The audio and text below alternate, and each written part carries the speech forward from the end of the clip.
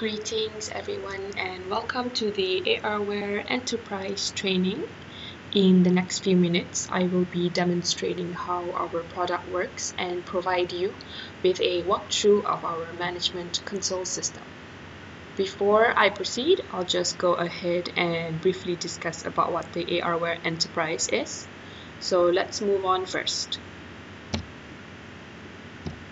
First up, we have the software architecture. This involves three different components to it. We have the ARWare client, which protects your PC based on the file types you allow. These include over 143 more file type extensions.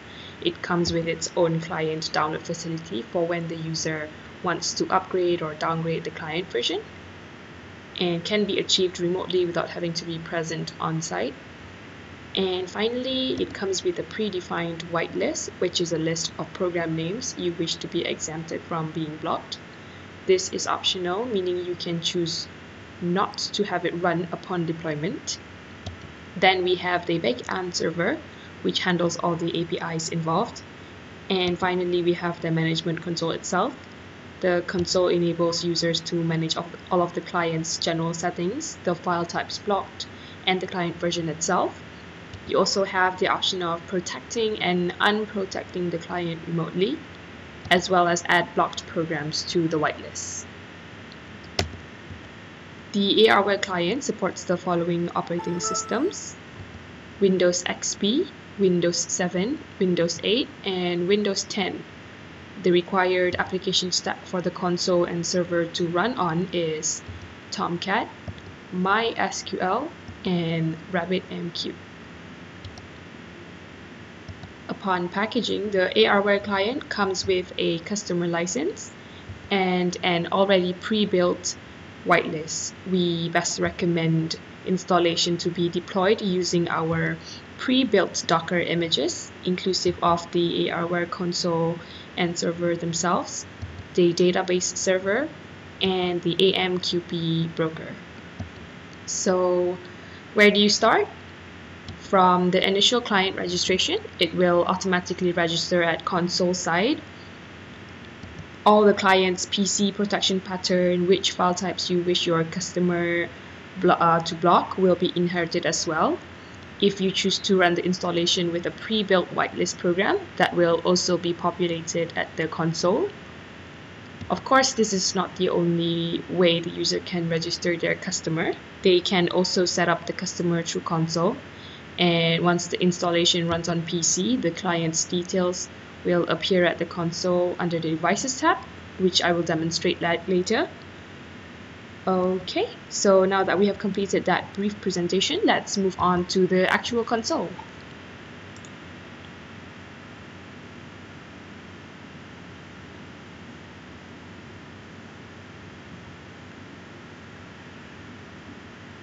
Alright, so here you'll see the login page when you navigate to the console's URL. As you can see here, the username is admin. This is the default user, the first user inserted into the database when you deploy your whole ARWare. So let's just go ahead and click sign in. Once you're logged in successfully, then you'll be directed to the dashboard, which is the main page. But before talking about the dashboard, as you can see, on the left is a navigation panel that includes 9 different links. Because the admin is a default user, they have access to all these pages on the left. Okay, continuing on from the dashboard, this is basically an overview of your customers' activities. As you can see on the left here, we have a chart for protection of devices. This is all of the customer's devices which are in unprotected mode, meaning our client is currently not blocking any files to run. And on the right, you have a chart for events detected. When I use the term events, it basically means any blocked activities that the client detected. The console receives these notifications and logs them as events. Now, moving on to the customers page. Right here, you can see we've registered about 4 different customers, and you can see from this page all the details to the particular customer. You can know which version they are using, the total users who have access to this customer, the total events, and so on. Let's just go ahead and select a customer. So there are 5 different tabs when you're viewing a customer. The first one is the settings tab. Basically here you'll be able to see the details of that particular customer, including the ARWare client version, the health check interval, which is the waiting period of when the client sends an update to the console, and vice versa. And this customer has a health checked interval of 1 minute. We can also see the protection pattern of that customer. Right now they have applications checked, meaning a .exe file will be blocked. Now moving on to the devices tab. As you can see, we've registered a PC for this customer. You'll be able to see the details of the device, including the IP, the operating system, the version they're currently using, and their last seen. Mentioned before, you can register a PC through the console, so I will now demonstrate that. I have a remote desktop connection up here, and basically before I install my ARWare client, I'm just going to run a program file just to show you a before and after behavior when the client protects the PC. So I have an installation file here. Let's just double click on that.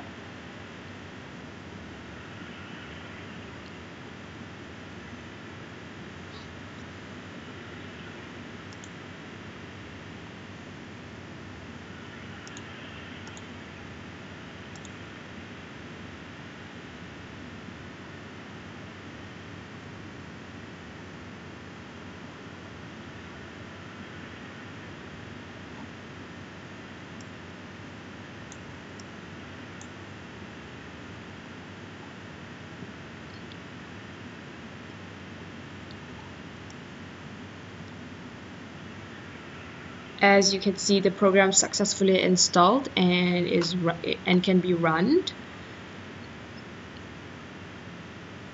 So I'm just going to uninstall that same exact program.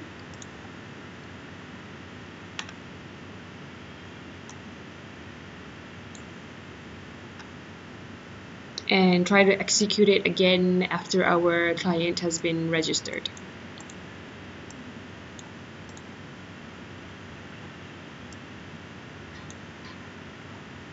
So now let's go ahead and install our ARWare client. We have everything prepared here, so now let's just run the installer.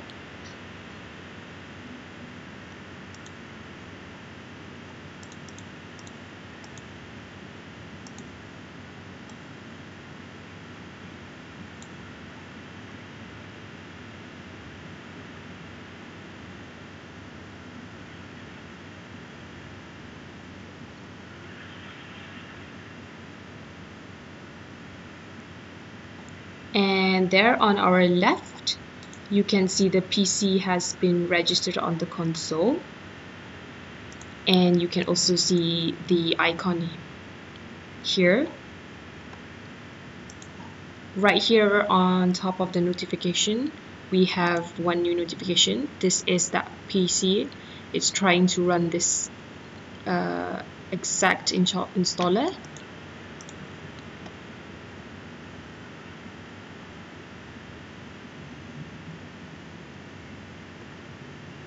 Okay, now let's try and run the same installer that we did just now and see what happens.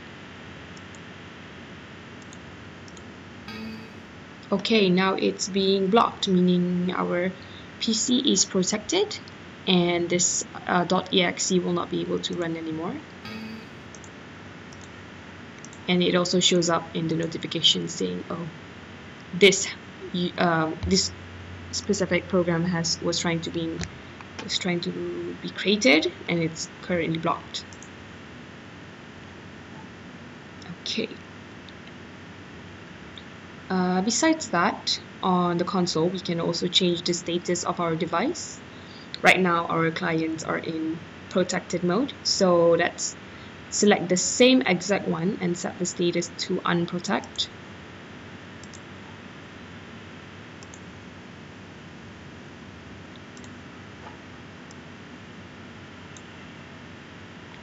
Let's observe the change in the client's UI when the status has been changed from protect to unprotect. Since this customer's health check interval is a minute, we'll have to wait that long for the client's UI to update. And when it is in unprotected mode, it should turn white.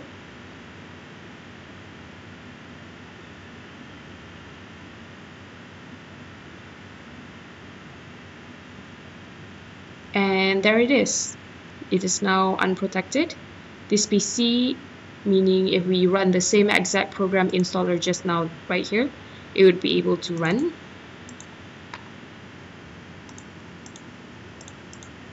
And you'll still be able to install.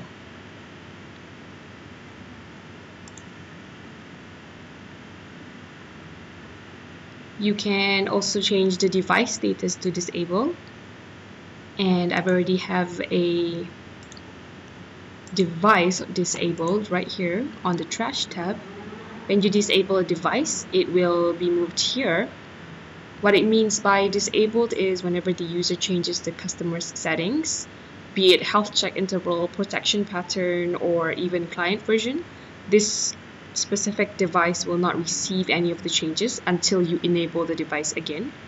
And once you do that, the protection mode will be, the status will be protected, and it will update the client's PC. Now moving on to the whitelist tab.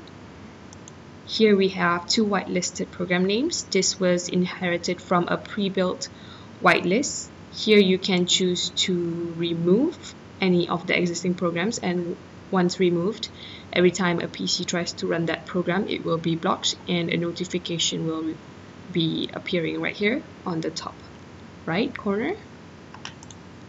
And finally, we have the alert management tab. This is where the user can wish to get notifications on unauthorized activities, meaning any blocked programs that a PC tries to run, or when a client's status has been changed to unprotected, then you can set the recipients to the notification and they will be sent out as email. Now moving on to events. This is where you'll see all the blocked activities that were triggered by any device. The user can see the date event was detected, the customer name, the file type category, the device IP that triggered that event, program name, and so on. Over here, the user can add blocked programs to the whitelist. So for example, this particular program, once you select it and you add it to whitelist, once this message appears, the next time the user tries to run that program, it will no longer be logged into this table. You can also delete the entire table here, purging event, and archive it in case you want a backup of this entire table. And let's just do so. And right here, you'll be able to see that event that we archived. And you'll be able to download it as well if you wish not to go inside. And when you click on it, you'll be able to view the table rows and the archive itself. Now moving on to the reports. Right here at the reports, you will be able to generate a report based on different report categories offered. These are the default reports that are created once the console is set up. So let's just go into one.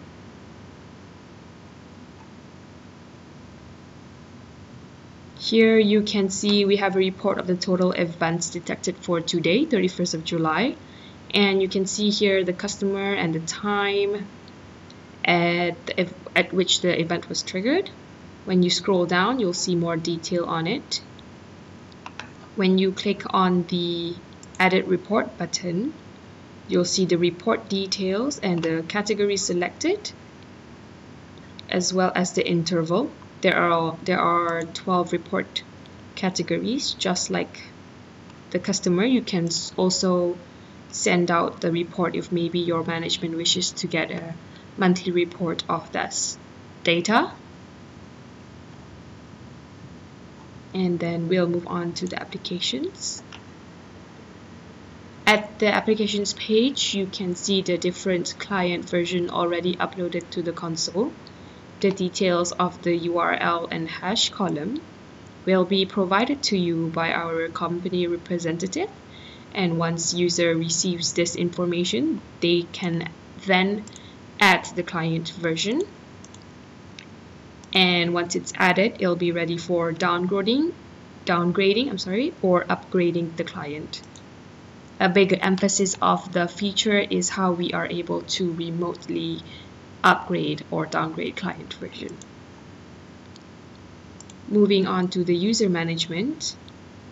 This page allows users to handle other users' page privileges. Here you'll be able to see the user's status.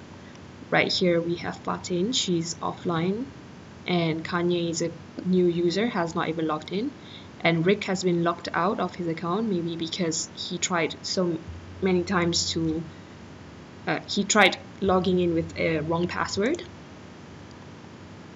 Let's just go into one of our users. Here you can see the user information and the role settings. This is a page privilege the user can have access to. So for example, if I removed Imani's settings and audit log privileges, they will no longer be able to access these pages once they log in, meaning it will not appear on the left side navigation panel here. And now moving on to the customer access tab, you can see this user's customer access, and she does not receive any notifications when it comes to customer Aeon, Baskin-Robbins, and elock. If you wish to allow them to have access to this customer, then just double click on a customer name and their managing status will be changed. Now moving on to the settings page. Right here, the users can set a customized reset password email, the SMTP settings, as well as the password settings. Since this page is pretty self-explanatory, I won't go much into detail, and we'll move on to the next page. The audit log is just an overview of all the actions that are being logged on the console and the server. First, we have the console log. You can see the columns include the details of that action, including the username, the action that was being done, and further details. So previously I allowed Imani to have access to Baskin-Robbins, so you can see the customer name here and the username here, along with the IP of the admin. And then we have the server log, which is basically detecting all actions sent by the client to the backend server. So right here you can see JP Morgan, the IP, the client's IP sent an update device. So we successfully downloaded the client settings when we made the changes at the settings tab just now. Just like the events page, you can also delete the table or archive either logs to serve as backup. And finally, we have the profile settings page. This is a default page visible to all users, even if that user does not have access to the other pages. Here, users can change their full name, their email, and update their password. They can also choose to upload an image. So let's just go ahead and do that. And now this user has their own avatar. So with this very handsome picture of George Clooney, the ARWare training concludes, and thank you very much for your time